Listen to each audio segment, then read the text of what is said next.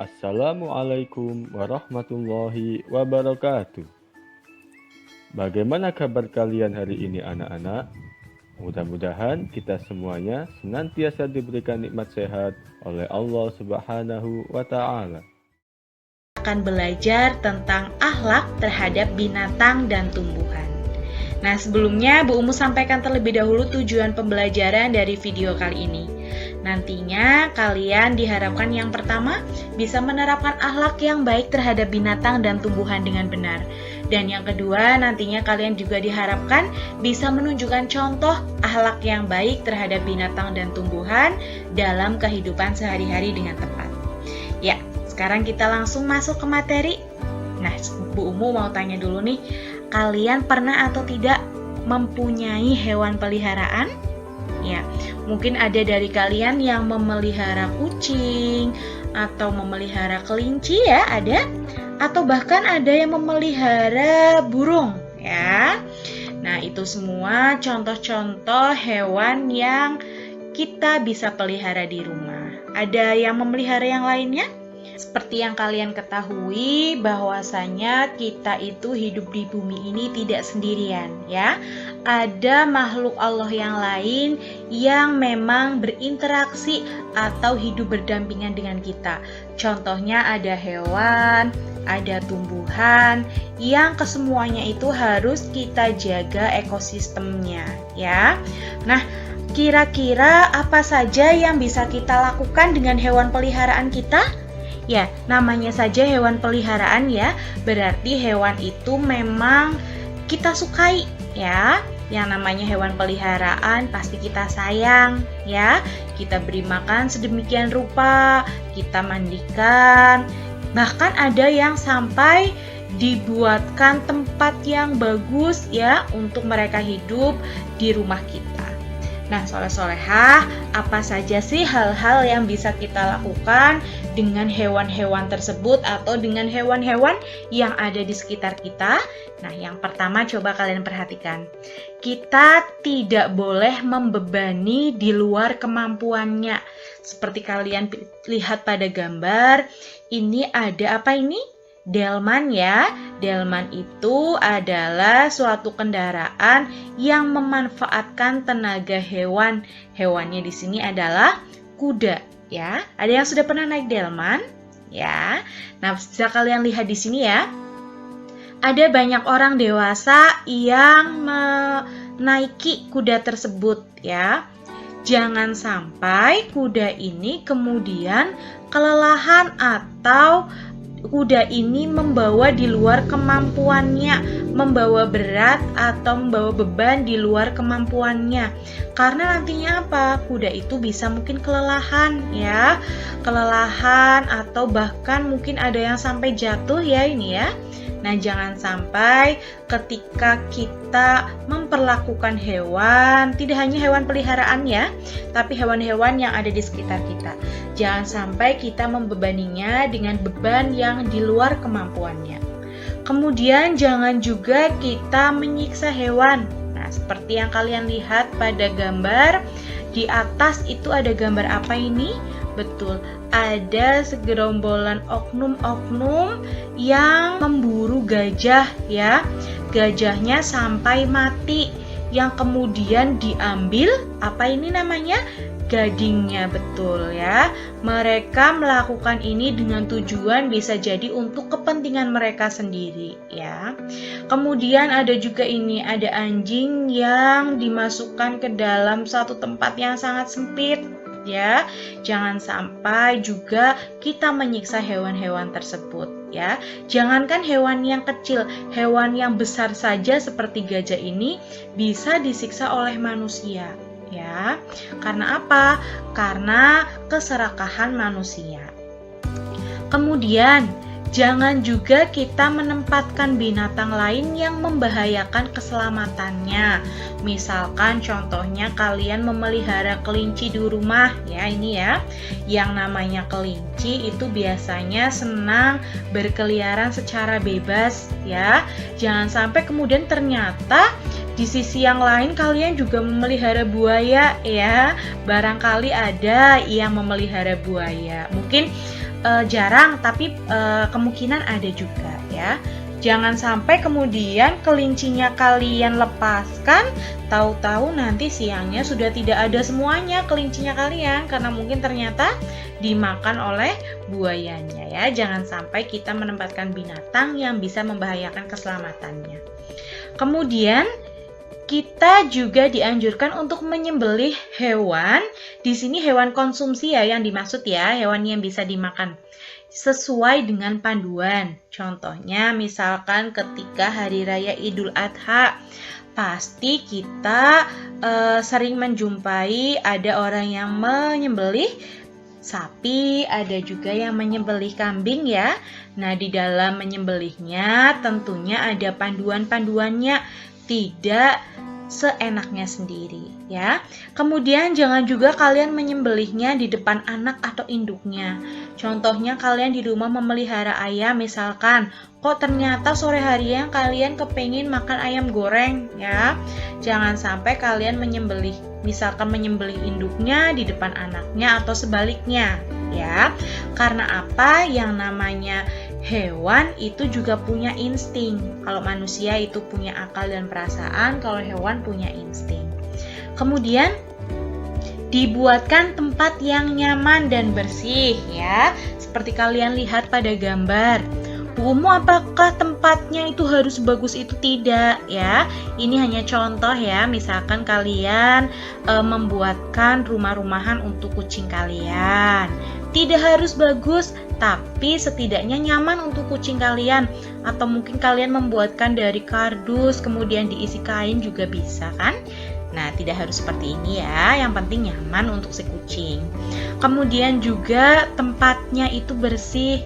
Kalau kalian memelihara kucing, jangan sampai kalian itu membiarkan kotorannya di situ saja ya, dibersihkan ya, sebagai bentuk tanggung jawab kalian terhadap hewan peliharaan kalian. Nah, kemudian yang kedua, kalian pernah atau tidak memelihara tumbuhan hias atau berkunjung ke taman bunga? Pernah atau tidak ya?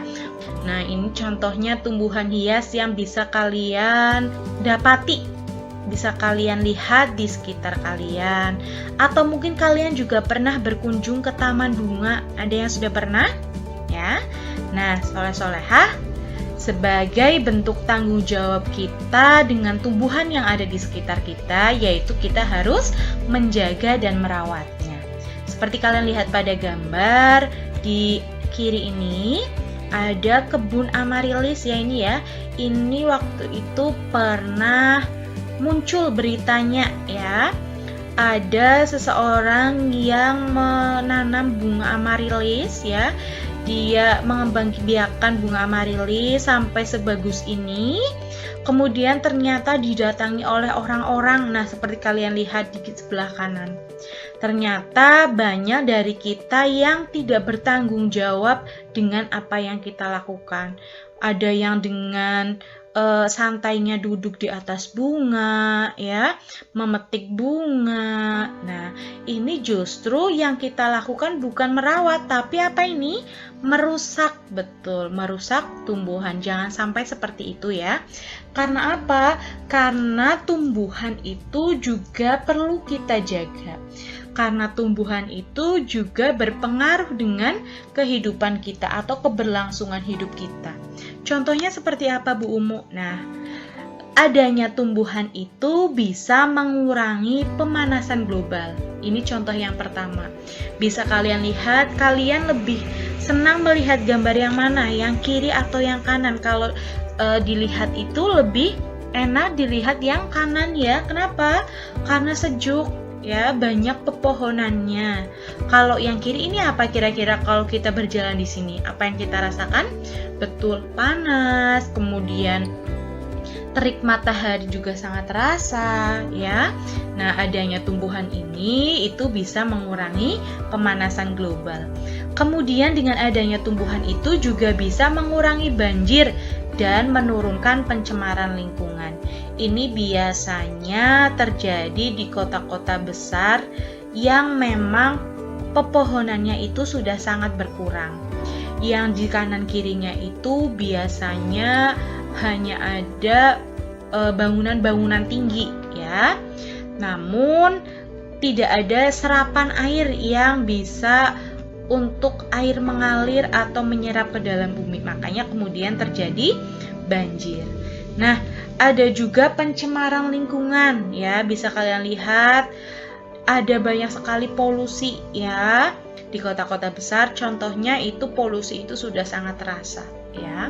Tapi kalau ada pepohonan itu bisa mengurangi banjir dan menurunkan pencemaran lingkungan. Kemudian dengan adanya pepohonan itu juga bisa meningkatkan kualitas hidup kita ya.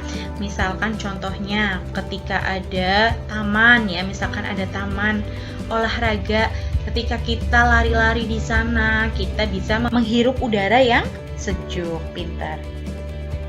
Kemudian nyaman juga untuk belajar. Misalkan ada sebuah sekolah yang di lingkungannya itu terdapat banyak pepohonan, otomatis sekolahnya itu akan terasa sejuk ya, banyak pepohonannya. Tapi pada kenyataannya apakah sudah seperti itu? Belum ya.